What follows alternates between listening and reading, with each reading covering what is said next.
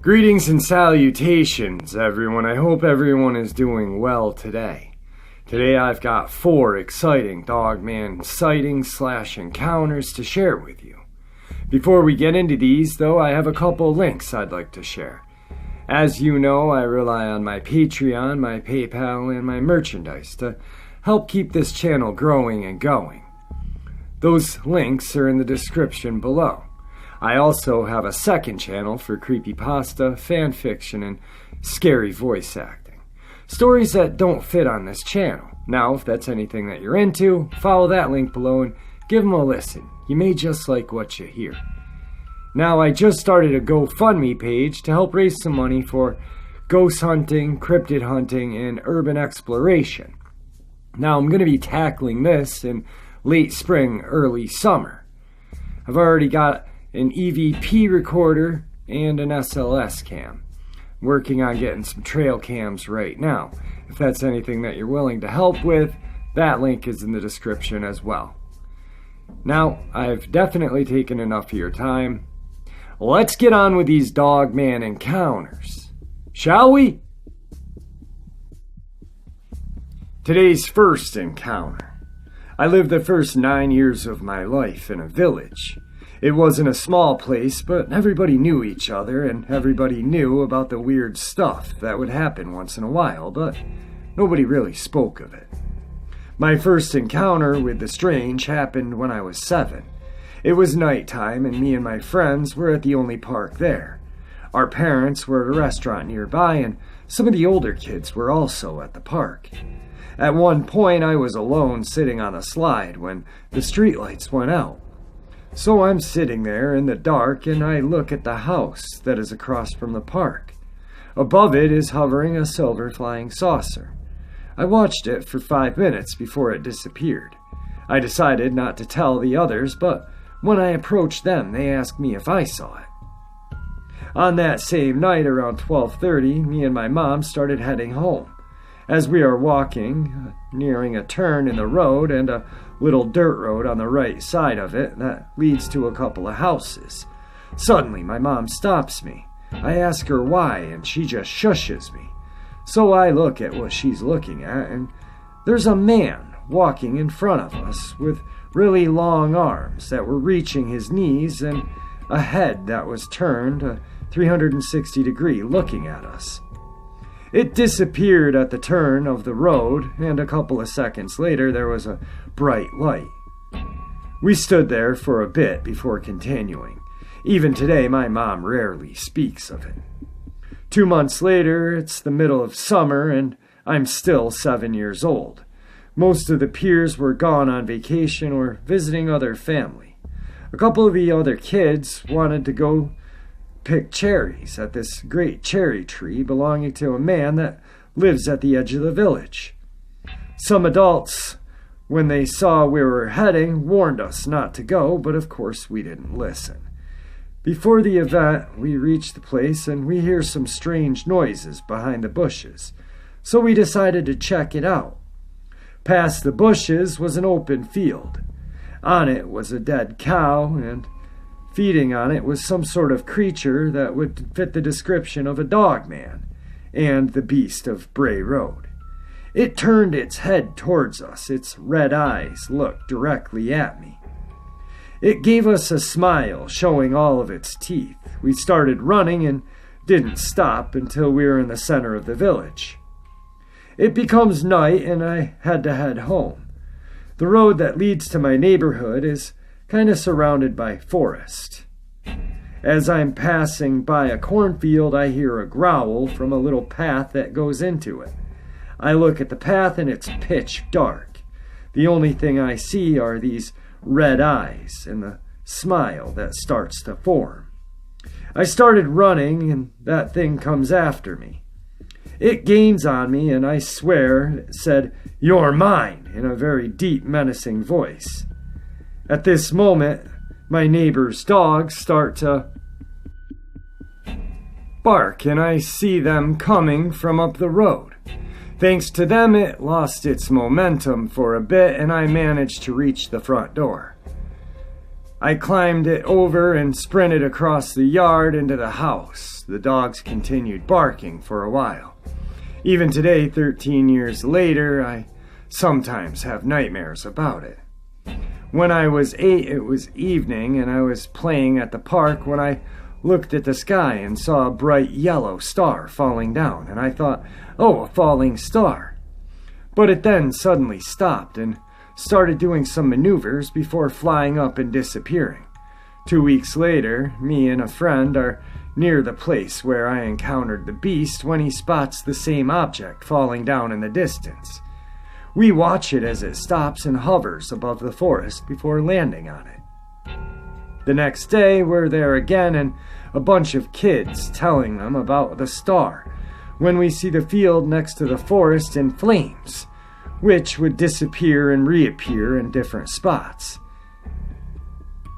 Maybe someone could explain, but it was weird. The village is located in Bulgaria.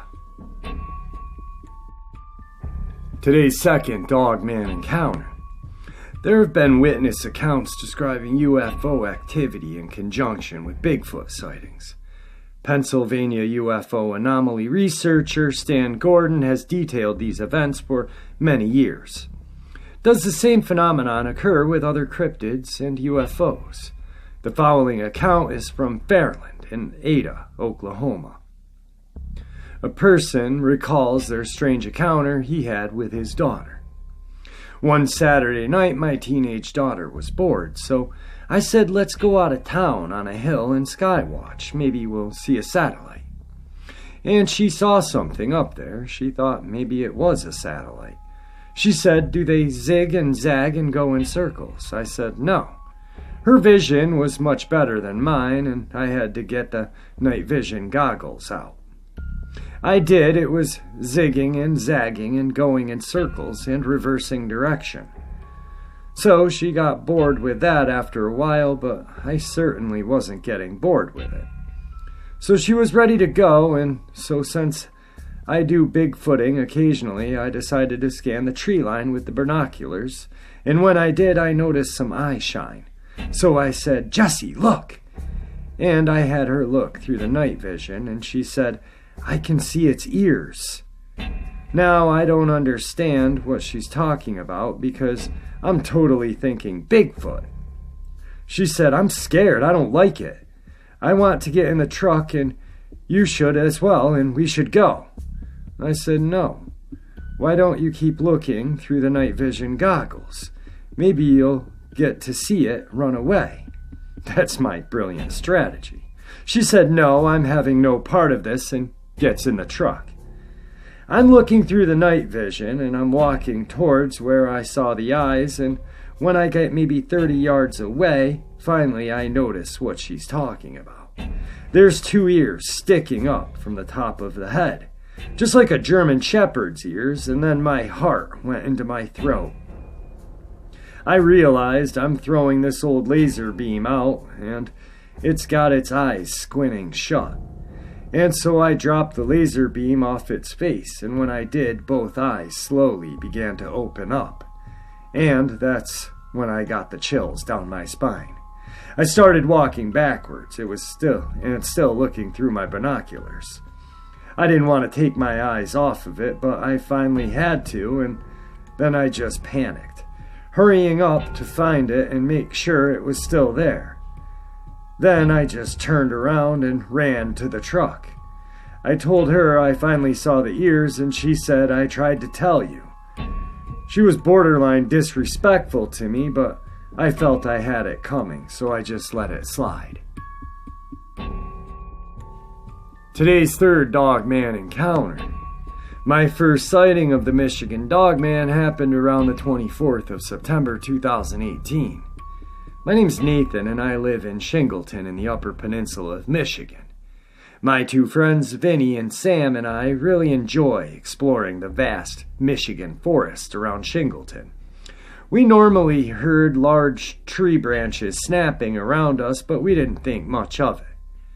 One day, we left home early in the morning, maybe around 9 or so.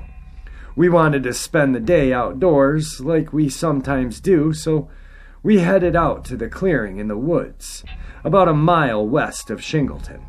We brought our lunch and began eating, when we heard a loud branch snap, but didn't think anything of it. Then, 5 minutes later, it happened again. The forest was almost completely silent, which I knew one thing: we weren't alone. I didn't know if my friends knew that or not. Then we heard a growl in the distance. All three of us. We thought it might have been a bear, so our first instinct was to run. We ran for about 2 minutes until we had to stop. We looked back and saw nothing, so we just stood there, whispering to each other about what just happened. While Sam and Vinny were talking to each other, I zoned out because I saw glowing yellow eyes in the bushes. Then it emerged. I don't know what it was, but it looked like a werewolf. Then it lunged at me, but I got out of the way just in time. So it fell onto the other side of the trail. All three of us began to sprint down the trail. It had to have been at least 5 minutes till we stopped and looked back to catch our breath. We didn't see it, but we decided to keep running after waiting a minute. I felt my lungs were going to collapse. After about another 5 minutes, we made it back to Sam's house and told his dad about what happened.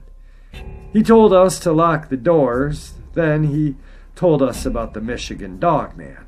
He described it as exactly as what I saw. This experience has given me paranoia.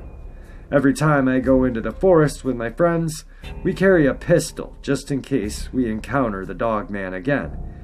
We also now ride our bikes into the forest just in case he decides to chase us again. Today's fourth and final Dogman encounter. So I just want to bring this up. I live in northwestern side of Michigan, and we have this legend called the Dogman.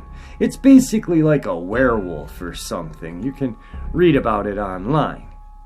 I was 9 years old when this happened, and at that point I still shared a room with my sister, and so my bed was on one wall with a big window on the opposite side. My sister's bed was right underneath that window. We were on the first floor of the house, but we lived on a hill, so it slanted, and that window is about 9 feet off the ground. Anyway, I woke up one Saturday night feeling real thirsty. I think it was about 2 in the morning, and everyone in my family were asleep.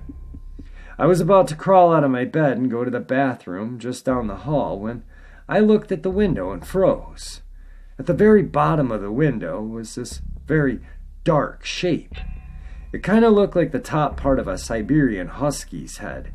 It was big and had 2 pointed ears on the top. I couldn't really make out any other features. So while I was still scared at first, I just thought it was a reflection of pillows at the end of my sister's bed. And then it moved. You know how dogs kind of twitch their ears and perk them up when they're trying to hear better? That's what this shape did. The 2 points that I took for ears twitched and then came back to place, and it was not a subtle movement. At this point, I knew it was definitely not a reflection. Now, the Dogman story is big here, and we live right in the woods, so I immediately thought of that. I got really scared then, so I did the typical kid thing and pulled the covers over my head and went back to sleep without getting my water. In the morning, there was nothing outside of the window and no marks on the side of the house or anything. No evidence that there had been something there at all. The thing that really stumps me is wondering how anything could manage to stay by the window that's 9 feet off the ground in the first place. Since I was 9, I do accept the possibility of just imagining it. I already knew the Dogman story, so maybe I was just scared and began to fear the Dogman, and that's what manifested. At the same time, I really do believe something was outside of the window. Dogman or not. Wow, guys, did you see what I did there? 4 amazing stories, all in different places, but they all connected somehow. The first two had the UFO connection, one in Bulgaria and one in Oklahoma. The next two, well, were both in Michigan. All different encounters, just, it never ceases to amaze me. These things are everywhere. Like I say in comments, people ask, where aren't these things? The only thing I say is Antarctica, but, with all the scientific digging and the conspiracy theories, who knows? Maybe they are in Antarctica, just in some sort of secret bunker underneath the ice. I don't know if these things come from UFOs or if they're another interdimensional thing. Now, a long time ago, I spoke with somebody and I kind of had the notion to share this with them, that maybe Bigfoot is a interdimensional traveler, and there are these portals between trees. Because these things are ginormous, 10 feet, 11 feet, sometimes 700 pounds. Walk behind a pine tree once and then they're gone. Maybe there is portals. Maybe these Dogman use the same portals. Maybe it decided to watch the Bigfoot long enough and venture through, and now terrorize the earth that we live on. Who knows, guys? This is just speculation. Don't call me crazy. Anyway, I hope you guys enjoyed these 4 Dogman encounters. And with that, I bid you farewell.